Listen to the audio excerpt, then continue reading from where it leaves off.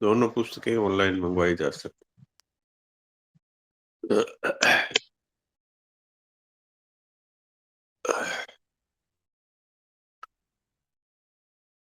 30वें अध्याय का महात्म्य।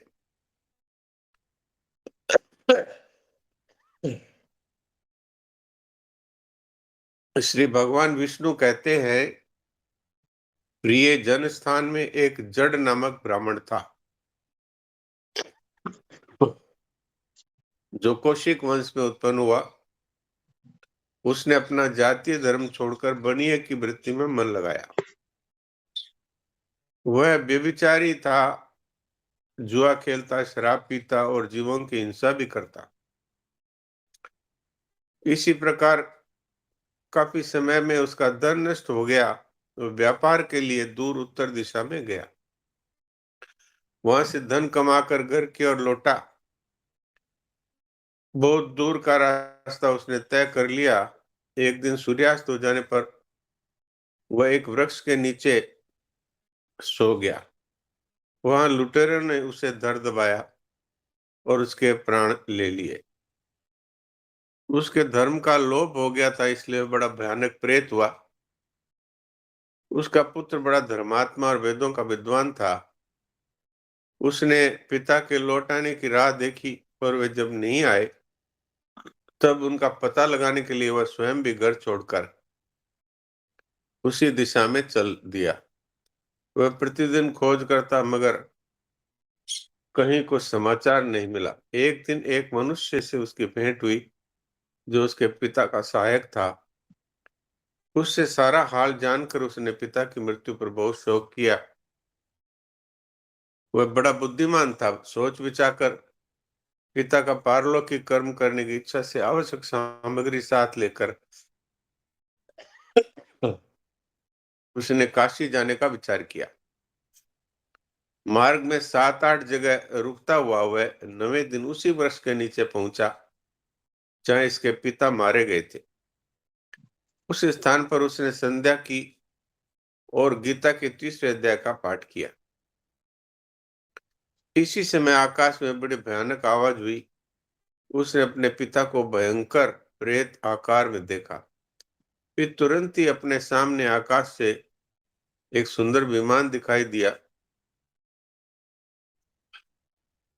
उसने विमान पर ही अपने पिता को फिर दिव्य रूप धारण किए विराजमान देखा।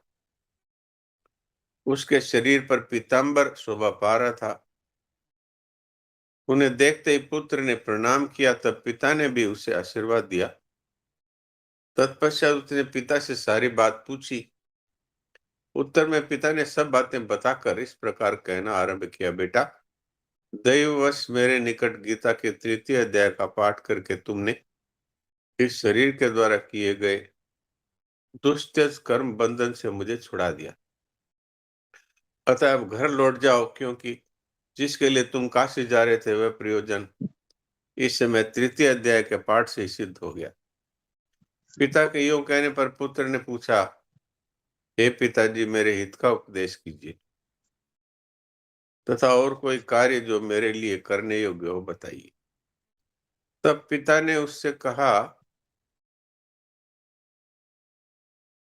तुम्हें यही कार्य फिर करना है। मैंने जो कर्म किया है वही मेरे भाई ने भी किया था, इससे वह घोर नरक में पड़े हैं। उनका भी तुम्हें उद्धार करना चाहिए, तथा मेरे कुल के और भी कई लोग नरक में पड़े, उन सब का भी तुम्हारे द्वारा उद्धार हो जाए, यही मेरा मनोरथ। बेटा, जिस साधन के द्वारा तुमने मुझे संकट से छुड़ाया है, उसी का अनुष्ठान औरों के लिए भी करना उचित है। उसका अनुष्ठान करके उससे होने वाला पुण्य उन नारकी जीवों को संकल्प करके दे दो। इससे वह समस्त पूर्वज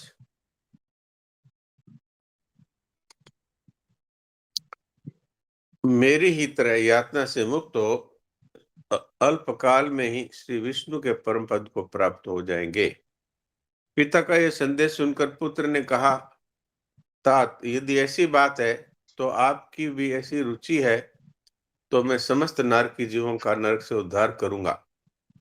ये सुनकर उसके पिता बोले, एवं मस्तु बेटा, तुम्हारा कल्याण हो। मेरा अत्यंत प्रिय कार्य संपन्न हो गया। इस प्रकार पुत्र को आश्वासन देकर उसके पिता भगवान विष्णु के परम धाम को चले गए।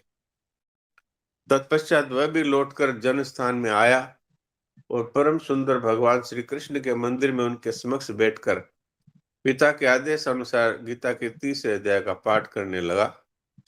उसने नारकी जीवों को उद्धार करने की इच्छा से गीता पाठ जनित सारा पुण्य संकल्प करके दे दिया। भगवान विष्णु के दूत यातना भोगने वाले नारकी जीवों को छुड़ाने के लिए यमराज के पास गए और कहा,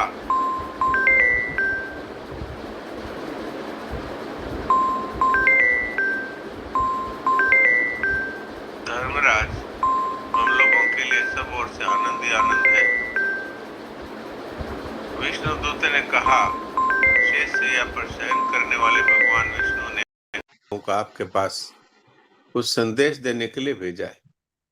भगवान हम लोगों के मुख से आपकी कुशल पूछते हैं और आज्ञा देते हैं कि आप नरक में पड़े हुए समस्त प्राणियों को छोड़ दें। अमित तेजस्वी भगवान विष्णु का आदेश सुनकर यम ने मस्तक झुकाकर उसे स्वीकार किया और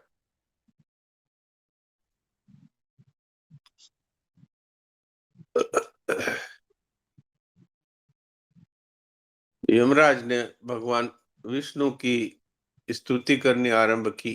वहां पहुंच करके यमराज बोले, संपूर्ण जगत का निर्माण करने वाले परमेश्वर, आपके मुख से वेदों का प्रादुर्भाव हुआ है। आप ही विश्व रूप और आप ही इसके विधायक ब्रह्मा है। आपको नमस्कार है। ये स्तुति है काफी लंबी, मैं संक्षेप में पढ़ रहा हूं। माया तथा माया जनित गुणों के बीच में स्थित होने पर भी आप पर उनमें से किसी का प्रभाव नहीं पड़ता। आपकी महिमा का अंत नहीं है। इस प्रकार स्तुति करके यमराज ने हाथ जोड़कर कहा, आपके आदेश से इन सब जीवों को गुण रहित होने पर भी मैंने छोड़ दिया। और कोई मेरे योग्य कार्य हो तो बताइए। यूं कहने पर भगवान विष्णु गंभीर वाणी से मानो अमृत रस सींचते हुए बोले, हे धर्मराज, तुम सबके प्रति समान भाव रखते हुए लोगों का पाप से उद्धार कर रहे हो। तुम पर देहधारियों का भार रखकर मैं निश्चिंत हूं। अतः अब आप अपने लोक को लौट जाइए और वही कार्य करते रहिए। यूं कहकर भगवान अंतर्ध्यान हो गए। यमराज भी अपनी पुरी को लौट आए। तब ब्राह्मण अपनी जाति और समस्त नारकी जीवों का नरक से उद्धार करके स्वयं भी श्रेष्ठ विमान द्वारा श्री विष्णु धाम को चले गए। नारायण नारायण।